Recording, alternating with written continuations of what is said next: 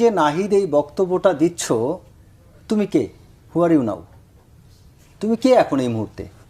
তুমি নাহিদ, তুমি সার্জিস, তোমরা কিন্তু পরাজয় মেনেছো এই 3 আগস্টের পূর্বে, তাও কি হারুনের ভাতের হোটেলে খাবার খেয়ে।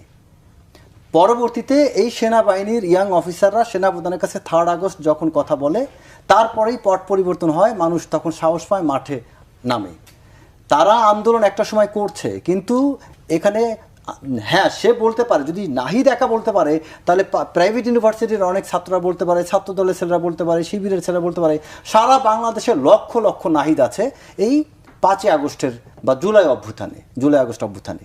সো নাহিদ একা সে কে মানে কিসের ভিত্তিতে সে এত ইয়াটা দেখাচ্ছে, সে আধিক্ষেতা দেখাচ্ছে। আচ্ছা, তারপরে নাহিদ কিছু কিছু কথা বলেছে, সে তো এখন উপদেষ্টা না, সে এখন এনসিপি পার্টির একজন এনসিপির আহ্বায়ক হয়ে তিনি এটা বলার কি?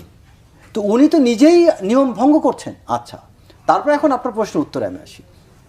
এই জায়গাটা কেন সে এটা, আমি এই কথাটাকে আমি তাকে প্রত্যাখ্যান করি, তা হচ্ছে সেনাবাহিনী অবশ্যই রাজনীতি নিয়ে কথা বলতে পারে। কারণ হচ্ছে আপনাকে পরিস্থিতিটা বুঝতে হবে। এই মুহূর্তে সেনাবাহিনী অলরেডি ডেপ্লয়েড, এইটা একটা অন্তর্বর্তীকালীন সরকার।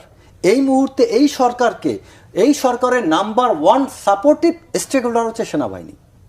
এই সরকারকে এই মুহূর্তে প্রশাসনিক সমস্ত মানে কার্যকর ইম্প্যাক্টফুল সাপোর্টটা সেনাবাহিনী দিয়ে যাচ্ছে। পুলিশ কাজ করতে পারে নাই সেনাবাহিনী সাপোর্ট ছাড়া, তার মানে পুলিশও চলছে সেনাবাহিনীর কারণে। ডিসিরা প্রথম দিকে যখন দায়িত্ব নেয়, ডিসিরা অফিসে যাইতে পারতো না সেনাবাহিনীর ক্যাম্পের কোঅর্ডিনেশন না করে। প্রত্যেকটা সেনা ক্যাম্পের অফিসারের সাথে কোঅর্ডিনেশন করে ডিসি অফিসে গিয়েছেন। এমন হয়েছে প্রত্যেকটা জেলার ডিসি তার প্রতিটা মিটিংয়ে নিশ্চিত করেছেন ওই মিটিংয়ে যাতে সেনাবাহিনীর কোনো একজন প্রতিনিধি থাকে, ওই প্রতিনিধির উছিলায় যাতে ওখানে একটা এসকর্ট বা গাড়ি টাড়ি থাকে। তার মানে সমস্ত ডিসিপ্লিন এবং শৃঙ্খলা কমিটি যত মিটিং হতো জেলা পর্যায়ে, সব কিছুতে সিভিল অ্যাডমিনিস্ট্রেশন, পুলিশ বলেন, সব জায়গায় সেনাবাহিনীর সম্পৃক্ততা। তা এখন তুমি আমাকে সব জায়গায় সম্পৃক্ত করবা পলিটিক্স নিয়ে, মানে রাজনীতি নিয়ে সেনাবাহিনী এখানে ডাইরেক্টলি সম্পৃক্ত হয়ে গিয়েছে অলরেডি। এখন এই মুহূর্তে সেনাবাহিনীকে তো কথা বলতে হবে, কারণ সবচেয়ে গুরুত্বপূর্ণ কারণ হচ্ছে তুমি সেনাবাহিনীকে মাঠে মাসের পর মাস ফেলে রেখেছো। আমার সেনাবাহিনী কি ব্যারাকে যেতে হবে না? তার ট্রেনিং নাই, তার এক্সারসাইজ নাই? তুমি আমাদের সেনাবাহিনী আমাদের দেশের সার্বভৌমত্বের প্রতীক। তোমার এই দলকে টেকানোর দায়িত্ব সেনাবাহিনী না, সরকারকে টেকানোর দায়িত্ব সেনাবাহিনী না। সেনাবাহিনীর মূল দায়িত্ব হচ্ছে বাংলাদেশকে সুরক্ষা দেওয়া, বাংলাদেশের সার্বভৌমত্ব রক্ষা করা হচ্ছে সেনাবাহিনীর